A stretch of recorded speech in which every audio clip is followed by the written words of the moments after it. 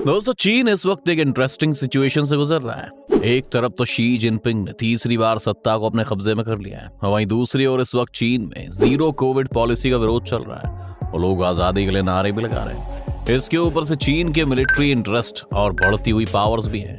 Waste कमजोर नजर आ रहा है। रूस और यूक्रेन के युद्ध का नतीजा कुछ भी हो, उसका फायदा चीन को जरूर मिलने वाला है। इससे एक सवाल ये पैदा होता है कि अब आगे चीन का प्लान क्या है, क्या होने वाला है चीन में, और अगले 10 साल में किस तरह से बदलेगा चीन। इन्हीं सवालों के जवाब हम तलाशेंगे आज के इस वीडियो में, तो अंत तक बने रहेगा हमारे साथ। लेकिन वीडियो शुरू होने से पहले अगर आप इस चैनल पर नए हैं या आपने अभी तक इस चैनल को सब्सक्राइब नहीं किया है तो चैनल को सब्सक्राइब करना और बेल आइकॉन दबाना ना भूलें। वैसे तो चीन के इलेक्शन प्रोसेस पर हम अलग से एक वीडियो बना चुके हैं, लेकिन अगर आपने वो नहीं देखा है तो संक्षेप में समझ लेते हैं कि आखिर शी जिनपिंग के बारे में इतनी बात क्यों होती है। चीन की कम्युनिस्ट पार्टी के फाउंडर माओ की बात बहुत की जाती है, क्योंकि उन्होंने अपने मौत के समय तक पार्टी और देश को कंट्रोल किया। लेकिन 1976 में माओ के मौत के बाद चीन के नेक्स्ट लीडर डेंग जियाओपिंग को ये समझ में आया कि किसी भी इंसान के हाथ में इतनी सारी पावर देना ठीक नहीं है। इसीलिए उन्होंने रूल्स बनाए कि 2 टर्म से ज्यादा कोई भी लीडर सत्ता में नहीं रह सकता। इसे एक तरह की डेमोक्रेटिक डिक्टेटरशिप कहा गया, यानी चीन में सत्ता तो कम्युनिस्ट पार्टी की रहेगी, लेकिन लीडर बदलते रहेंगे ताकि कभी भी किसी एक इंसान के हाथ में इतनी ज्यादा पावर ना आ सके। शी जिनपिंग ने इस रूल को तोड़ दिया। सिर्फ तोड़ा ही नहीं, बल्कि उन्होंने पार्टी में अपनी डोमिनेंस को बढ़ाने के लिए अपने सारे राइवल्स को भी खत्म कर दिया।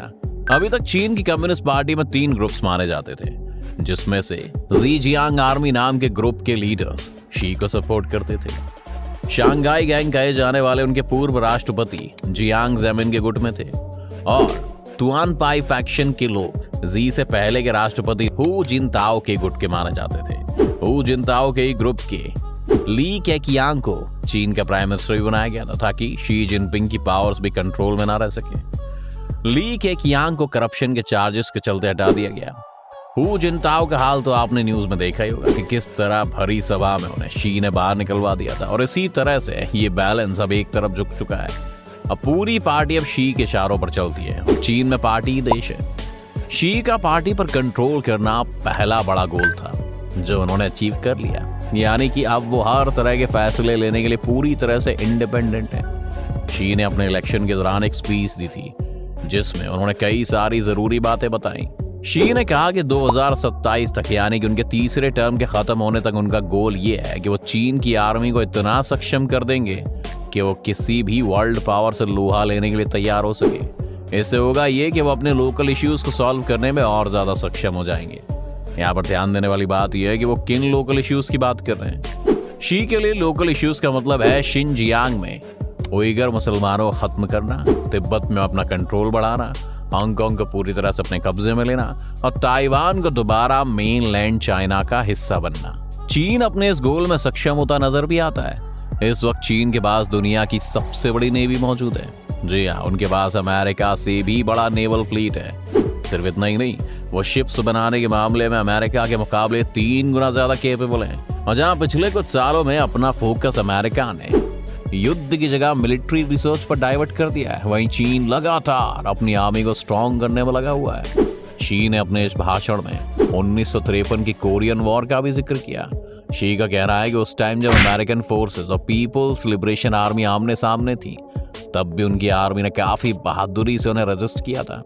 इस चीज से वो अमेरिका को चेतावनी दे रहे थे कि जब 1953 में वो चीन का कुछ नहीं उखाड़ पाए, तो 2022 में तो चीन उससे कई गुना ज्यादा स्ट्रॉन्ग है। तो अगले 10 सालों में आप चीन की तरफ से काफी अग्रेसिव अप्रोच एक्सपेक्ट कर सकते हैं। इसके लिए चीन ने खुद को सिर्फ हथियारों, सोल्जर्स की मदद से ही सिर्फ प्रिपेयर करना शुरू नहीं किया है, बल्कि अब वो धीरे धीरे आत्मनिर्भर भी होते जा रहे हैं। मिलिट्री में सबसे जरूरी चीज है टेक्नोलॉजी, और आने वाले टाइम में सोल्जर्स नहीं बल्कि ड्रोन्स और बाकी ऑटोमेटेड सिस्टम्स की मदद से जंग हुआ करेगी। इसके लिए चाहिए बेहतर टेक्नोलॉजी और बेहतर सेमीकंडक्टर चिप्स। यही वजह है कि चीन के खतरे को देखते हुए ओबामा ने 2015 में इंटेल को अपनी हाई स्पीड प्रोसेसिंग चिप्स को चीन को बेचने से बैन कर दिया था। लेकिन इसका परिणाम ये हुआ कि उन्होंने 1 साल बाद ही अपनी टेक्नोलॉजी को इतना ज्यादा डेवलप कर लिया कि चीन में बना सनवे ताइहू लाइट सुपर कंप्यूटर कुछ वक्त के लिए दुनिया का सबसे तेज कंप्यूटर बन गया था। चीन ने अपने सारे वेपन सिस्टम्स में से फॉरेन पार्ट्स को निकालकर उन्हें चीन में ही बनाए जाने वाले पार्ट्स से रिप्लेस करना शुरू कर दिया। जैसे कि 2018 में उन्होंने JM54 GPU लॉन्च किया, जिसने वहां के सारे मिलिट्री ड्रोन्स में से कनाडा में बने M9 GPU को रिप्लेस कर दिया। चीन ये इसलिए भी कर सकता है क्योंकि 3 दशकों से वो दुनिया का मैन्युफैक्चरिंग हब रहा है, जिस वजह से ना सिर्फ उनके पास अब बेहतर टेक्नोलॉजी है, पर साथ ही साथ उसे लार्ज स्केल पर मैन्युफैक्चर करने की कैपेबिलिटी भी है। चीन ने अपने अगले 10 सालों में मिलिट्री सिविल फ्यूजन या MCF को भी और ज्यादा स्ट्रॉन्ग करने की बात कही है। MCF एक काफी इंटरेस्टिंग कॉन्सेप्ट है दोस्तों।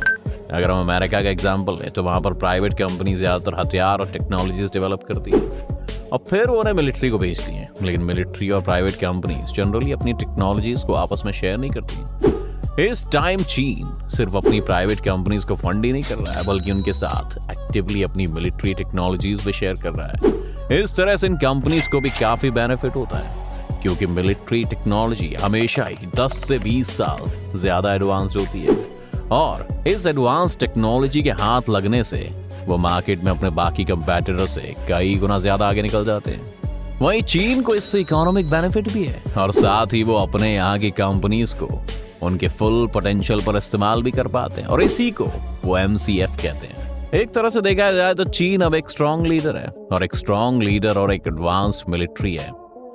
जब ये 2 चीजें मिल जाती तो एक काफी खतरनाक कॉम्बिनेशन तैयार होता है। चीन को अमेरिका की बराबरी करने की भी जरूरत नहीं है, क्योंकि अभी उनका फोकस पूरी दुनिया का बॉस बनने का नहीं, बल्कि सिर्फ एशिया में एक डोमिनेंस फोर्स बनने का है। वो इस वक्त एशिया में सबसे एडवांस कंट्री है, फिर चाहे वो टेक्नोलॉजी की बात हो या इकोनॉमी के साइज की। आज उनके जो भी बॉर्डर्स इश्यू हैं, वो ताइवान से हो, भारत से हो, उनके बीच जो भी मेन दीवार है वो अमेरिका और वेस्ट ही है।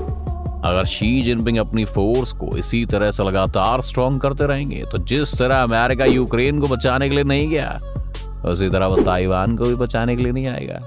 शी का ये प्लान है कि वो इस कदर चीन को डेवलप कर दे कि अमेरिका जैसा देश भी उनके झगड़े में पड़ने से पहले 100 बार सोचे।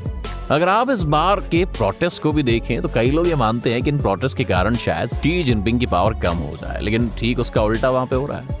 ये वो वक्त है जहां पर शी जिनपिंग अपनी पावर को टेस्ट कर रहे हैं। इतने प्रोटेस्ट के बावजूद भी शी ने पैनिक बटन नहीं दबाया, बल्कि लोगों को प्रोटेस्ट करने दिया और फिर फेस रिकॉग्निशन टेक्नोलॉजी की मदद से अब उनकी पुलिस लोगों के घरों में जाकर उनसे पूछ रही है कि वो उस प्रोटेस्ट में क्यों थे, और कुछ लोगों को गिरफ्तार भी किया गया है। भीड़ से छांट छांट कर लोगों को टारगेट किया जा रहा है ताकि अगली बार वो इस तरह का प्रोटेस्ट ऑर्गेनाइज करने से पहले 10 बार सोचें।